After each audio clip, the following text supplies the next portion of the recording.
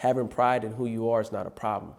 The problem comes from when your pro pride becomes anti somebody else. Phenomenal. What's the difference between racism versus prejudice? Racism is when you have the ability to negatively impact a person's future. You also have the power to, your words have the power to make or break their life or their freedom. Oftentimes when you look at what's going on,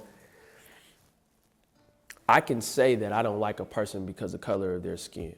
That's me being prejudiced. But in order to be racist, I have to be in a position to where John's education is going to be affected by the position that I'm in. Right now, we could talk about the white and black dynamics. No white person in the United States of America has to deal with black people to be successful. You can live your life as a white person right now and never come in contact with a non-white person and still be successful in the United States of America. So nobody in the United States can be racist towards a white person. Now, you could be prejudiced and you could be malicious, but if white people say they don't want to deal with you, they're still going to go on to be successful.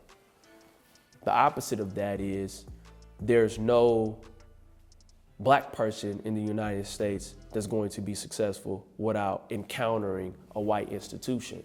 And if anybody in that white institution takes it upon themselves to act maliciously, that can negatively affect them, whether it be a home loan, whether it be a car loan, whether it be a teacher who doesn't like you, so she gives you a lower grade, which lowers your GPA, which lowers your chances of getting a full scholarship, whether it be a coach who knows that you're more than adequate enough to be on a team, but doesn't like you because of the color of your skin. So racism is when you're able to impact people's lives. When you look at the Karens of the world, when you look at the Karens in the United States of America, is when you're able to tell a lie and that lie can negatively impact this person's life all around.